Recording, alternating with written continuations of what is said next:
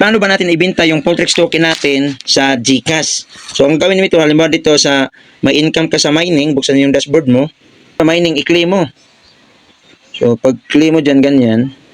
So, i-claim natin. Meron tayong 179 Pultrex. So, i-click natin to. Ayan, claim natin. Ayan natin. Tayo na nag-loading. Loading. Confirm.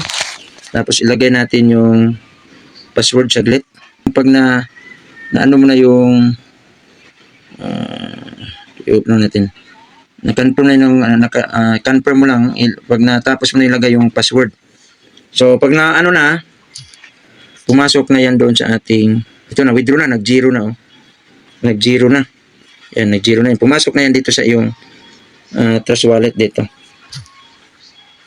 Trust Wallet. Yan. Yan, so ganyan po na yan na. So, yan. So, yan ang value natin sa price na 0.57 piso. So, centavos. So, dito tayo sa ating Discover. I-sell mo lang. I-click mo yung sell. Ito yung exchanger natin. I-click mo dito sell. So, i-sell mo lang sa Polygon. USDT, palitan natin ng Polygon. Tapos, ganun lang. Sell. Tapos, sell mo na yan. Automatic na yan dito sa ano. Dito sa, yan, nalipat na eh. Yan, dito yan papasok sa yung Polygon. So, yan, pag andyan na Polygon, punta ka na sa GCash. So, yung laman. So, i-click mo View All Services. Dito sa Gcrypto. Click mo dito Gcrypto. Kunin kasi dito yung wallet address ng Gcrypto mo. Yan, tayo natin. Para dito natin ibenta. Tayo lang natin. Ang tagal talaga itong GCash eh. Tayo lang. Yan. So, pag i-click mo dito yung trade sa taas. Trade. Tapos, hanapin natin yung trade. Saan ba yun? Hanapin natin yung Polygon. Polygon. Ito ra.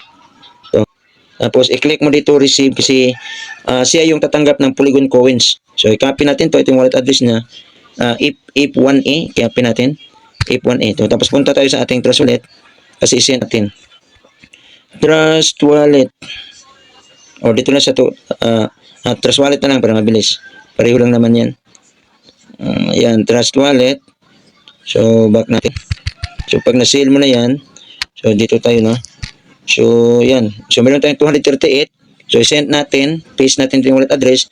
Max. At ano lang. 237 lang kasi may gas fee. 237. So, may gas fee na. So, yun ang ibenta natin na 237. So, next natin. Ayan. So, confirm lang natin. So, papasok na yan doon sa ating GCash. So, ganun lang.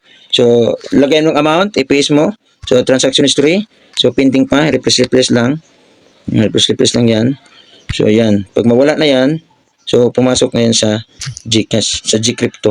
So, doon naman natin ibenta sa Gcrypto. So, tayo natin ha. So, yan na. Wala na. So, punta na tayo sa ating GCash. So, GCash. So, yan na po. Back natin. Tingnan natin kung pumasok na para ating i-sell. Okay? Yan. So, replace lang natin. Ayan na. So, pumasok na dito. 2846. So, i-click natin dito sell. Yan. Sell natin. 237 Polygon. Binta natin.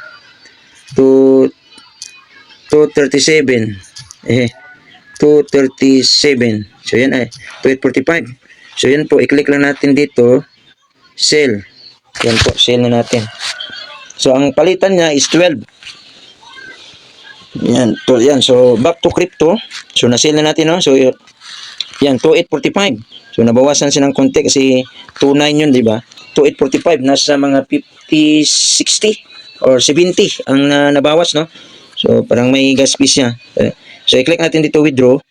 So, pag na-withdraw mo na, so, ilagay mo lang lahat.